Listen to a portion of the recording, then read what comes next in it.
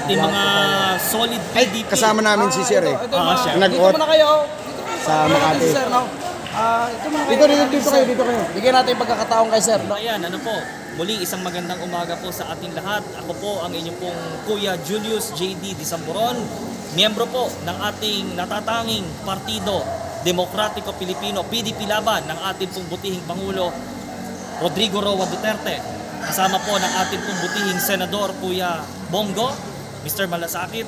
Tayo po ay naparito nga po sa ating pong activity dito po sa Barangay San Dionisio, tulad po nabanggit ng ating pong mga butihin at mga kaibigan di po na naka-broadcast, no? Ating pong mga kapitapitagang mga vloggers natin. Alam niyo kung wala ho sila, hindi ho nalalaman ho ng ating pong mga OFW na minamahal po ng ating pong butihing Pangulong Digong. Ano po, dahil po na-establish ang ating Department of Migrant Workers. Ano Yes, po? sir, yes, sir. Siyempre ho, ito po ay suportado ho ng ating buting Senador Kuya Bongo. Ako po ay sa kaalaman din po ng ating pong mga OFW families na nasa iba't ibang panig po ng mundo, ay dati pong kapanalig ng ating dating Pangulong Duterte. Tayo po ay dating nasa PTV4. Tayo po ay ang dating media ho ng ating Pangulong Duterte, media moderator po ng Malacanang noong time po ng ating Tatay Digong. Tayo po ay naging kaisa ng ating pong Tatay Digong ng PDP Laban sa pagsulong po at pagpapatuloy po ng legasiya ng pagbabago. Ito pong serbisyo po malasakit sa ating pong mga kababayan.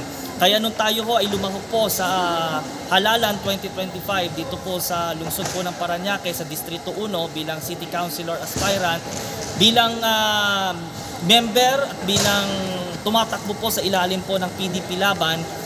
Tayo po, sabi nga po natin hindi po, wala po itong pangako. Hindi po tayo mangangako sa ating pumang kababayan, kundi tayo po ay nandoon sa serbisyo lamang. Sabi po ng ating Pangulong Duterte, sabi po ng ating Kuya Bongo, Senator Bongo, serbisyo sa tao ang ating pong ipinagkakaloob. Dahil habang nandito po tayo sa mundo, ipagkaloob po natin ang serbisyo sa ating pong mga kababayan. Kaya't nagagalak po tayo dahil na andito po lahat na nagsama-sama po upang magkaloob ng tulong do sa ating pong mga naapektuhan po ng sunog. Nandiyan naman po lagi si Senator Bongo, hindi lamang po dito sa Parañaque, kundi sa lahat po ng mga OFW na nanonood po sa iba't ibang panig po ng mundo na ngayon po dito po naka-broadcast. Ang inyo pong lingkod, Kuya Julius J.D. Disamboron, wala ho tayong ibang adhikain kundi ituloy ang pagbabago na sinimulan at legasiya ng pagbabago na dating Pangulong Rodrigo Duterte. Palakpakan po natin ang ating Pangulong Duterte. I love Duterte. Kaya po, nabanggit po natin, ganyan ganyan tayo. Yes, Ganyan.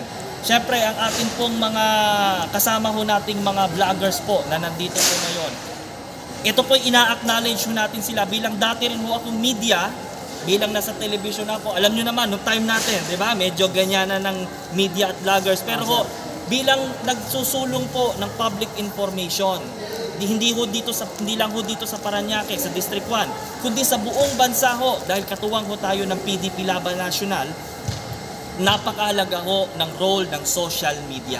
Bakit po?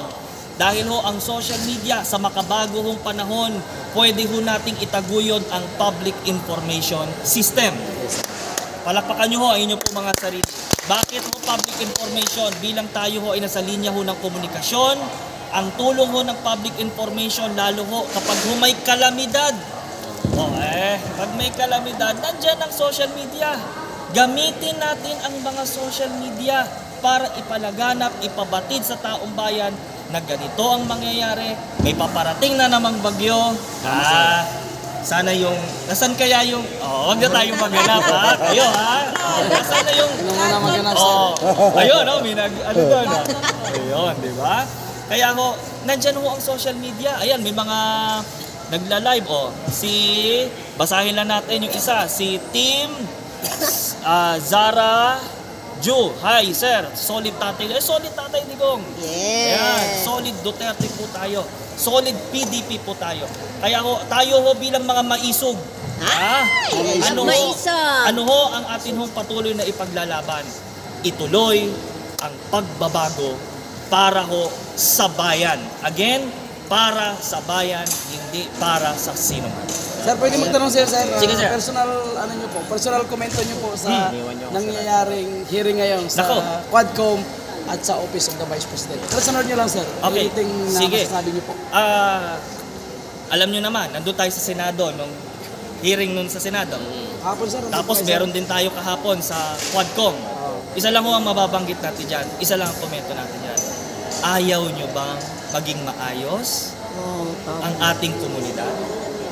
Ayaw nyo ba na nung time ng ating Tatay Digong ay nakita natin na napakalinis ng ating mga komunidad? Tama, sir. Tama yan. Ayaw nyo ba na ligtas tayo na pag lumalabas ka ng inyong tahanan, kahit ibuyang-yang mo ang iyong telepono ay walang hahablot?